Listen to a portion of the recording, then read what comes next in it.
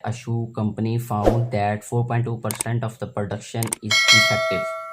The company made 28,000 pairs of shoes. How many pairs of shoes were defective? उन्होंने बता दिया कि 4.2% जो पेयर्स हैं वो डिफेक्टिव हैं। तो सबसे पहले हम यहाँ पे राइट करेंगे total number of shoes.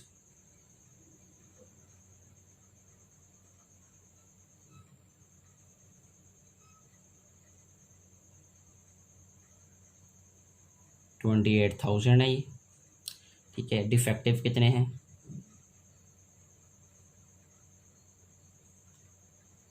Defective हैं 4.25%।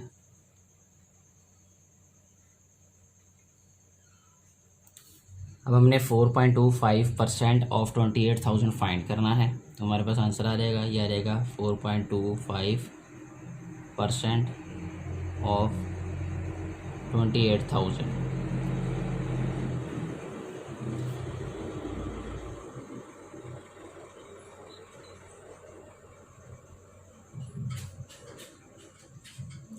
नेक्स्ट अब में हम इसको राइट करेंगे 4.25% की वजह से इसको हम ऊपर में राइट करेंगे 100, या रहेगा मल्टीप्लाई 28,000, ठीक है। ये 2 ज़ीरोज़ जो हैं ये 2 ज़ीरो के साथ कैंसिल हो जाएंगे। 4.25 मल्टीप्लाई 280। जब हम 4.25 को 280 के साथ मल्टीप्लाई करेंगे तो हमारे पास आंसर आ जाएगा 1190।